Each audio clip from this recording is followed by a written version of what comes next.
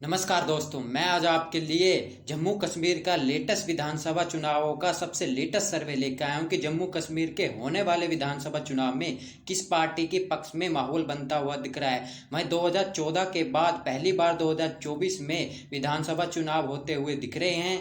वहीं 2014 में बीजेपी और पीडीपी ने मिलकर विधानसभा चुनाव में सरकार बनाई थी, लेकिन 2024 में अब के किस पार्टी की सरकार बनती हुई दिख रही है। वहीं जम्मू कश्मीर में कुल टोटल 90 विधानसभा की सीटें आती है, जिसमें कश्मीर में 47 सीटें, जम्मू में 43 विधानसभा की सीटें आती है।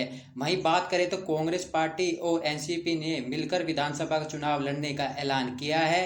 वहीं बीजेपी पार्टी अकेले चुनाव लड़ती हुई दिख रही है। वहीं पीडीपी पार्टी अकेले चुनाव लड़ती हुई दिख रही है। वहीं निर्दलीय और अदर्श का भी इसमें क्या बोलबाला होता हुआ दिख रहा है। वहीं जम्मू कश्मीर राज्य का होने वाले विधानसभा चुनाव में हम जिले वाइज आंकड़े बताने वाले हैं किस पार्टी की सरकार बनती हुई दिख रही है। तो सबसे पहले बात करें तो कुपवाड़ा की है, जहां पर 6 विधानसभा की सीट आती है। इस जिले की बात करें तो यहाँ पर 6 विधानसभा सीटों में से एनसीपी पार्टी के पक्ष में यहाँ 3 विधानसभा सीट जाती हुई दिख रही है, एक बीजेपी पार्टी के पक्ष में जाती हुई दिख रही है, एक पीडीपी पार्टी के पक्ष में जाती हुई दिख रही है और एक सीट निर्दलीय पार्टी के पक्ष में जाती हुई दिख रही है।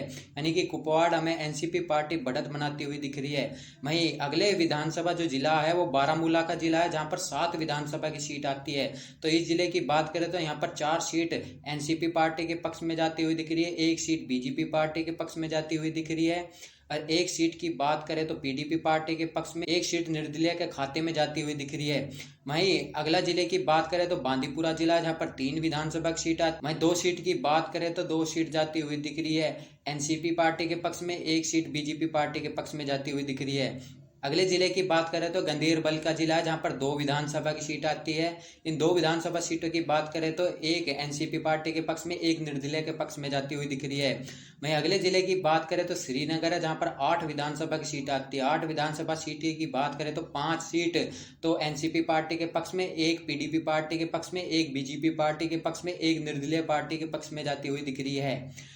वहीं अगले जिले की बात करें तो बडगाम है, जहां पर 5 विधानसभा की सीट आती है। बडगाम के जिले की बात करें तो 2 बीजेपी पार्टी के पक्ष में, 3 एनसीपी पार्टी के पक्ष में जाती हुई दिख रही है।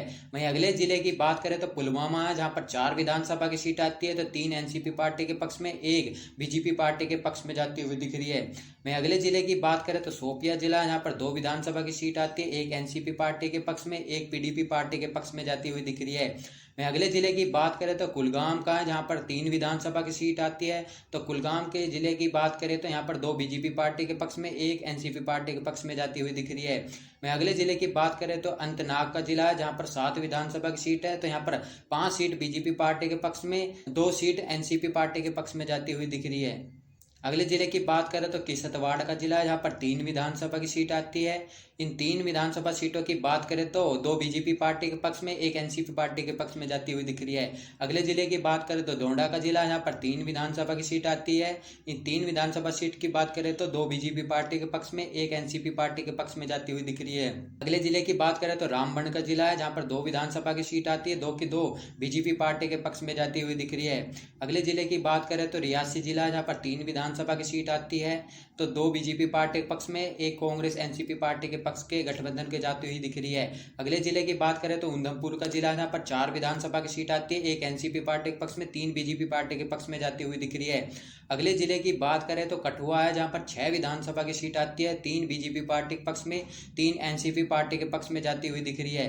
अगले जिले की बात करें तो सांबा का जिला है, जहां पर 3 विधानसभा की सीट आती है, 2 बीजेपी पार्टी के पक्ष में, एक एनसीपी पार्टी के पक्ष में जाती हुई दिख रही है।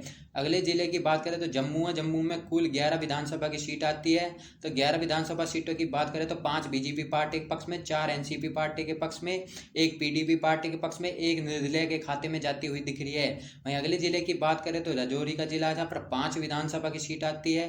5 विधानसभा सीटों की बात करें तो बीजेपी पार्टी के पक्ष में 1 विधानसभा सीट, 2 एनसीपी पार्टी के पक्ष में, 1 पीडीपी पार्टी के पक्ष में और 1 निर्दलीय के खाते में जाती हुई दिख रही है। वहीं अगले जिले की बात करें तो पूंछ है, जहाँ पर 3 विधानसभा की सीट आती है। पूंछ के जिले की बात करें तो इस जिले की बात करें तो तीनों की तीनों विधानसभा सीट एनसीपी पार्टी के पक्ष में जाती हुई दिख रही है। वहीं सर्वे के मुताबिक बात करें तो किसी भी पार्टी को बहुमत मिलता नहीं दिख रहा है।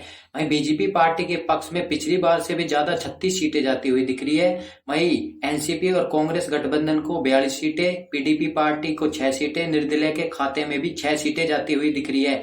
यानी कि जम्मू कश्मीर में अब के हंग असेंबली बनती हुई दिख रही है। आपको क्या लगता है कि अब के जम्मू एंड कश्मीर में 2024 में किसकी सरकार बनती हुई दिख रही है? तो कमेंट में अपनी राय देना ना भूलें।